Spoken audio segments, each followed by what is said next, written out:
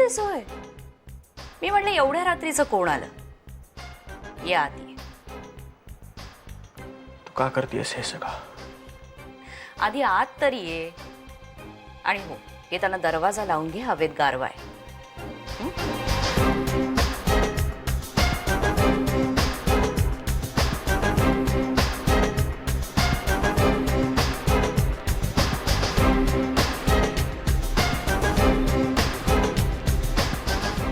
जेवणार आहेस का?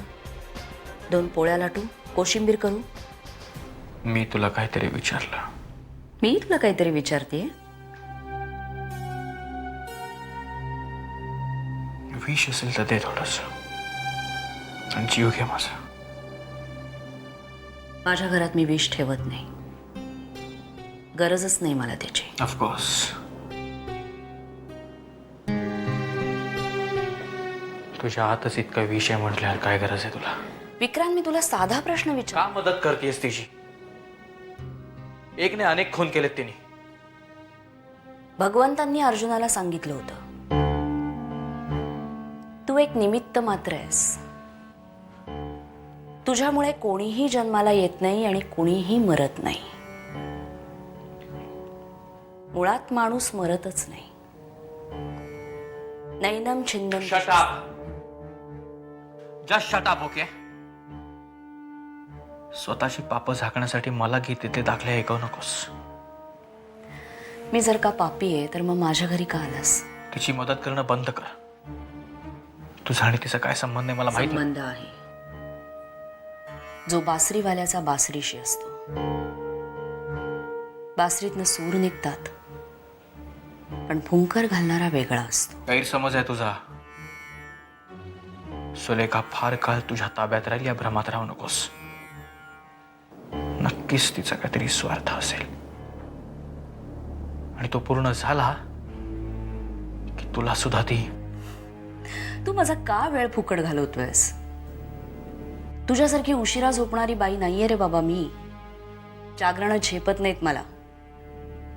लवकर सांग मला की तू जेवणार आहेस का नाही. त्याप्रमाणे पोळ्या करायला आणि भात लावायला.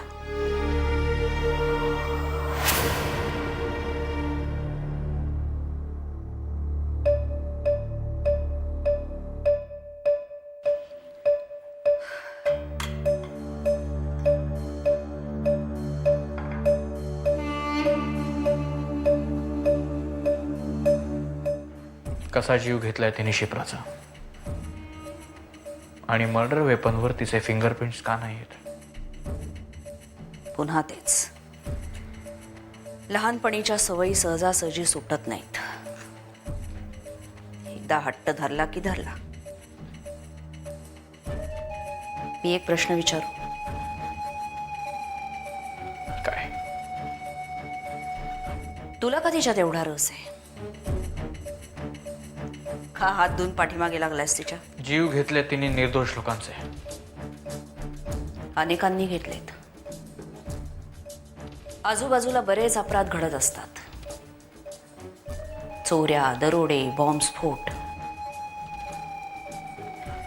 एरवी तुम्हीच लोक ओरडत असता तुमच्याकडे मनुष्यबळ कमी पडतं म्हणून. असल्या क्षुल्लक गोष्टीसाठी हे मनुष्यबळ कशासाठी वाया घालवताय तुम्ही? क्षुल्लक? एक माथे फिरू मुलगी कारण नसताना लोकांचं कारण आहे विक्रांत. काय कारण आहे? ते मी तुला का सांगू? पण एक सांगते. सुलेखा मला भेटली आणि मला दिसलं. जी साधना मी इतके दिवस करत आले, ज्या गोष्टीसाठी करत आले, ती गोष्ट साध्य करण्याची संधी मला मिळाली. शक्ती, ताकद, ही जगात सगळ्यात महत्वाची गोष्ट आहे आणि एकमेव सत्य देखील आहे.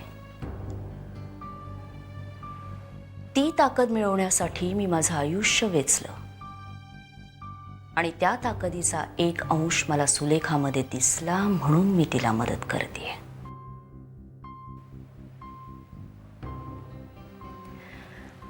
ज्याच्याकडे ताकद असते तोच जिंकतो, आणि जो जिंकतो तो अर्जुन ठरतो. दुर्योधन जिंकला असता तर भगवंतांनी त्याला गीता सांगितली असती. असाच इतिहास आपल्यालाही कळला असता कदाचित. असो, ही चर्चा करण्याची ही वेळ नाही. मला बरीच काम आहेत. तू आज इथे थांबणार असशील तर अंथरुणं घालते.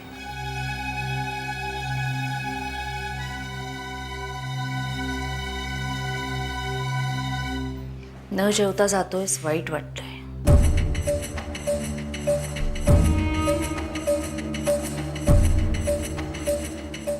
शरम वाटते मला या गोष्टीची की आपण दोघं एकाच आईच्या पोटी जन्माला आलोय.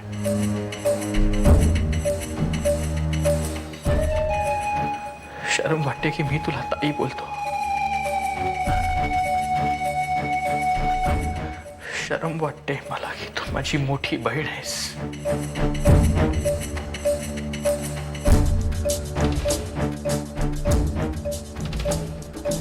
जाताना बाहेरचा दरवाजा लावून जा.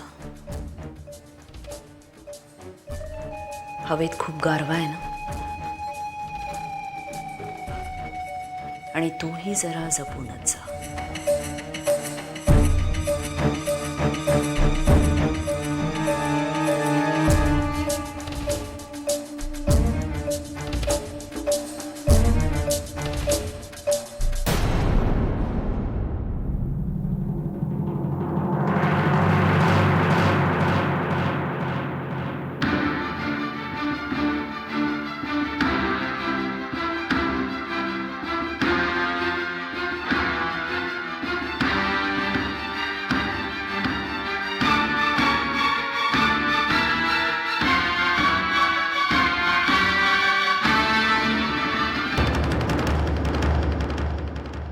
प्रिया, त्या दिवशी क्षिप्राच्या घरी तू मला जे काही बोललीस, मला खरंच वाटलं होतं भावनेच्या भरात येऊन बोलतेस.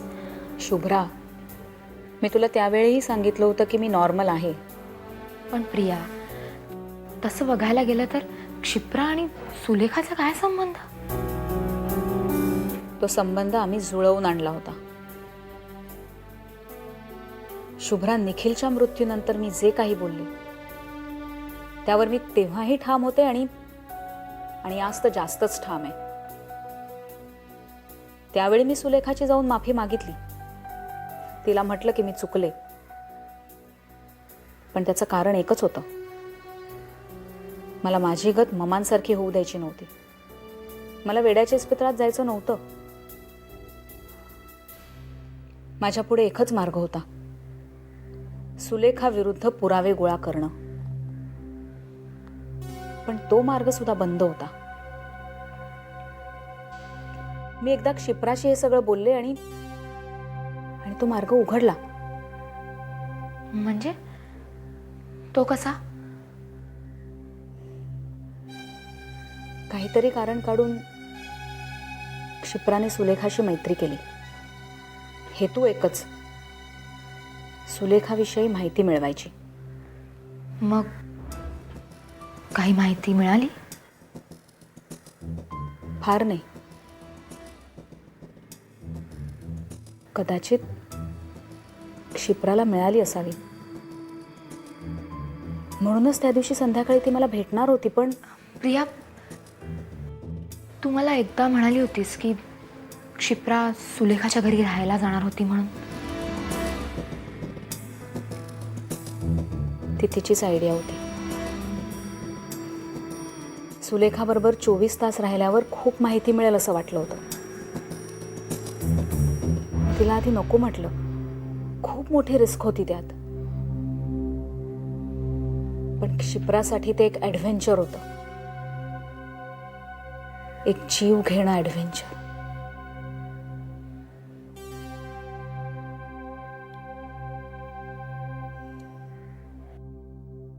प्रिया, तू बोलता बोलता बोलून गेलीस की सुलेखानं तिच्या होणाऱ्या नवऱ्याला सुद्धा मारण्याचा प्रयत्न केला म्हणून. खरं आहे ते. पण का?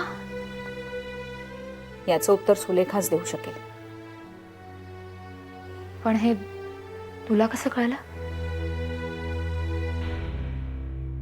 इन्स्पेक्टर विक्रांत भोसलेंशी माझी ओळख कशी हा प्रश्न पडतो ना तुम्हाला, त्याचंच उत्तर आहे हे. पण आपण आता त्यावर नको बोलूया प्लीज.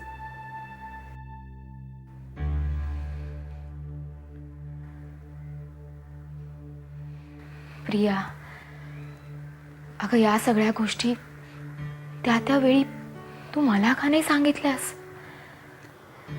शुभ्रा, तुझी टेन्शन्स तुला कमी आहेत का?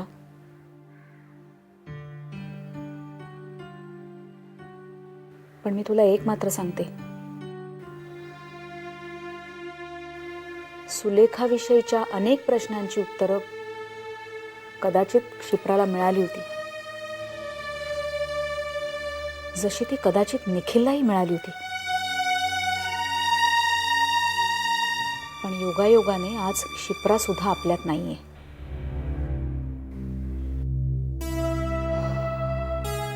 सुलेखाने तशी व्यवस्था करूनच ठेवली.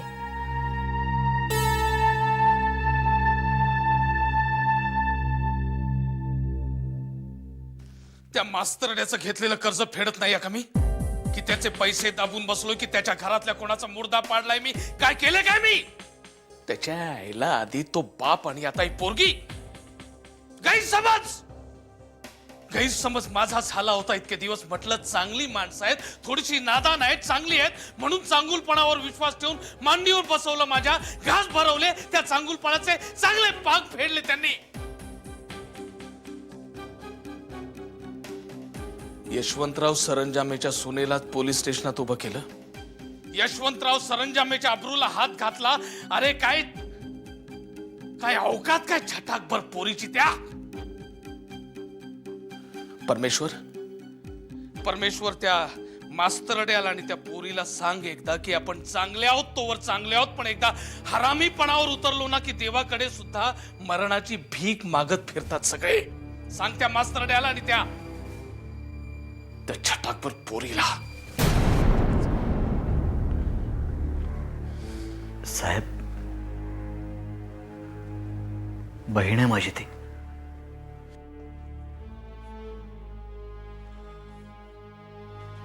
आणि सुलेखा माझी होणारी सून आहे. अक्कल पाहिजे तुझ्या त्या बहिणीला. वेल समजून नागाच्या शिपटीवर पाय ठेवायला निघाली होती तीच. आणि तेवढीही अक्कल तिच्यात नसेल ना, तर तिचा मोठा भाऊ म्हणून तिच्या डोक्यात ती अक्कल भरण्याची अक्कल तुझ्यात पाहिजे.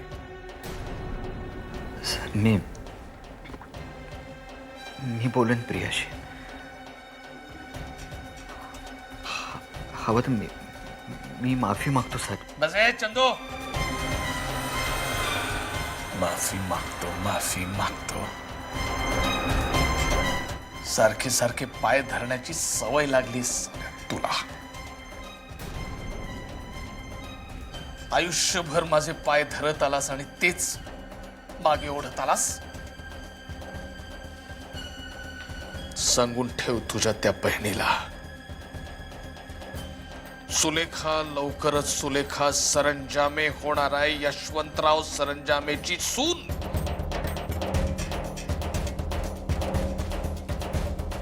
पाहायचं असेल ना तर तिच्या पायाच्या करंगळीच्या नखाकडे पाहायचं. डोळे वर करून पाहिलं ना तर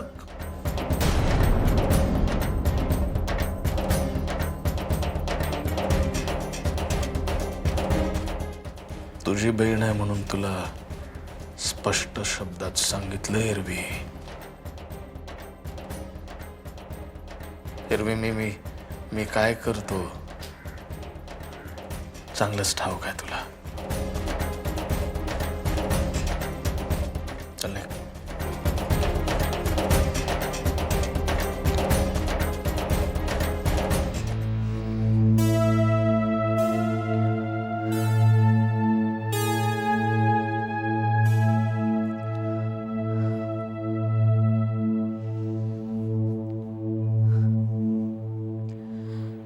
सुलेखाने निखिलचा खून केल्यानंतर प्रिया, मला असं वाटतं की तू स्वप्नील, सुलेखानेच निखिलचा खून केला. तिने 11 वर्षाची असताना आपल्या मनीषा नावाच्या मैत्रिणीलाही मारलं आणि शर्मिला काकूच्या ॲक्सिडेंटमध्ये सुद्धा तिचा काहीतरी संबंध होता. या गोष्टींवर तुला विश्वास ठेवावाच लागेल, नाहीतर आपण यापुढे बोलूच शकणार नाही. आणि क्षिप्राने सुद्धा या तिन्ही गोष्टींवर विश्वास ठेवला होता.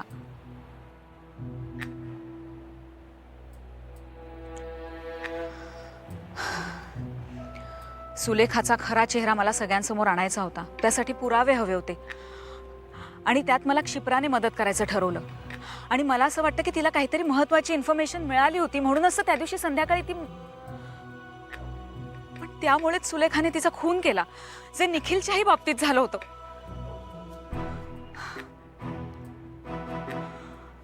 आणि या सगळ्याला जबाबदार मी आहे, कारण मी क्षिप्राला हे सगळं करायला लावलं. आणि या माझ्या गुन्ह्यासाठी स्वप्नील, तू मला हवी ती शिक्षा कर.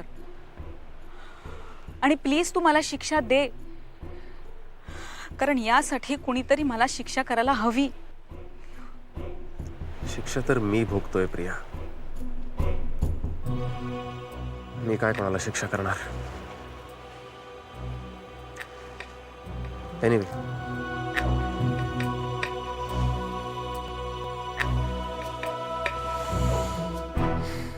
एक्झॅक्टली कसले पुरावे हवे होते तुम्हाला?